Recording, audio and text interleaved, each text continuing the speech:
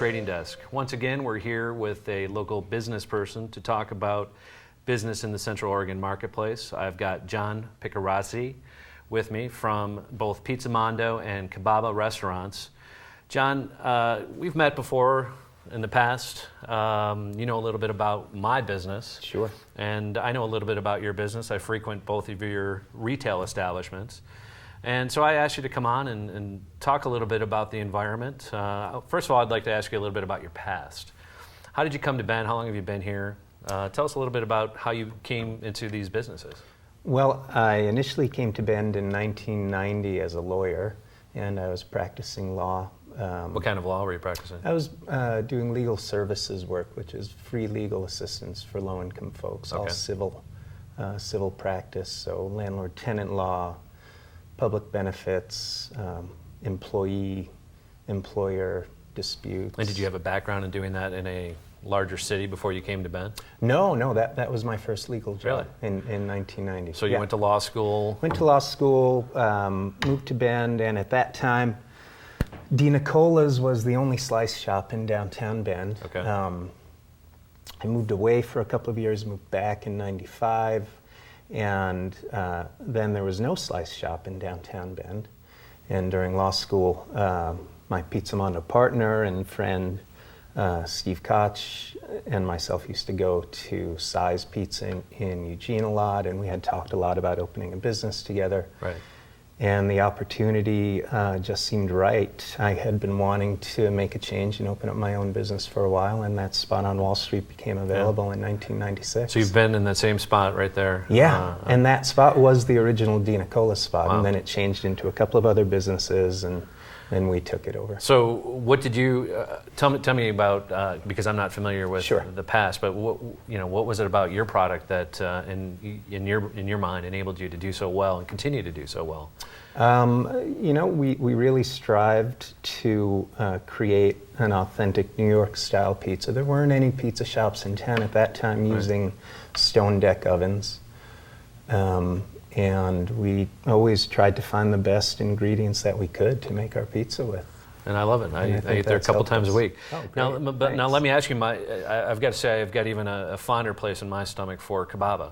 Oh, And you opened well, I that, appreciate was that. it 06, late 06? 06, yes. correct. Okay, October so of 06. I always said somebody should open a falafel shop or a gyro shop. There just was no good food. So how did you come to that? I mean, was it the same type of thing? You had that It was. exposure in Correct. Eugene? In Portland, Okay. there's a great Middle Eastern restaurant called Nicholas's Okay. that I used to go to all the time. Steve used to go there a lot, and we had talked quite a bit about wanting to open up a reasonably priced, good Middle Eastern restaurant in town.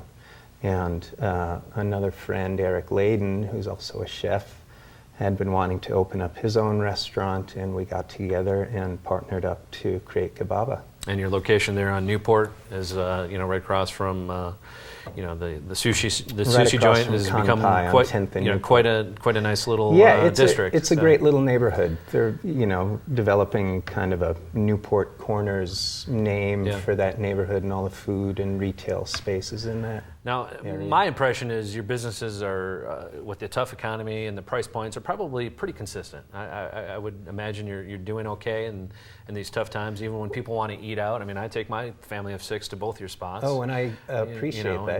But I think it's at the right yeah. price points that families can go to and still have a nice, evening out and good food, good quality. I have a feeling that we are affected maybe a little less than higher end restaurants. Mm-hmm. Our business is down, anywhere from 5 to 10%, depending on It's the not month. bad considering. Yeah. But let's talk a little bit, because we don't have a ton of time. Sure. Let's talk a little bit how you've got the 2 restaurants, but you also have a distribution arm where you're trying to market a lot of your products on the Kababa side. Correct, and So- that has helped Kababa tremendously. We created a separate company called Kababa Foods International. And where can we find those? Oh, you can find our hummuses, our traditional hummus, harissa hummus, baba ganoush, and green salsa. We call it Bedouin salsa at Newport Market, Okay. at Whole Foods, at Nature's, Okay.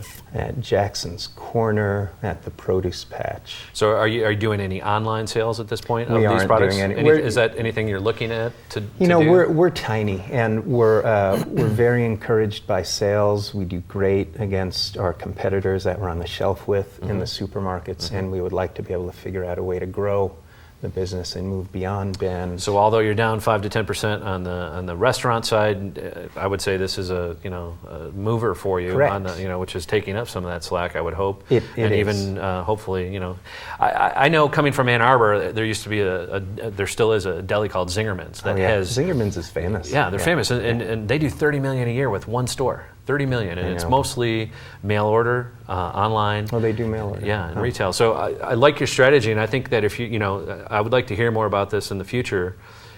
How you got into Whole Foods, and hopefully how you're going to get into their whole network. And I'm sure that's something Correct. you're working on. It is. Hey, this is the sales we're doing. Why aren't you selling our product across the country? And that's probably the something challenge. you're working on. Yeah, making the leap from a local distribution. But you got to start there and get the Yes. sales going. Yeah, we do. All right. Thanks, John. Appreciate your Thanks, time. Matt. We'll look forward to hearing from you soon and continued success. Great. Thanks for having me on. When we come back to the trading desk, we're going to be back for our fantasy finance section with some more great ideas.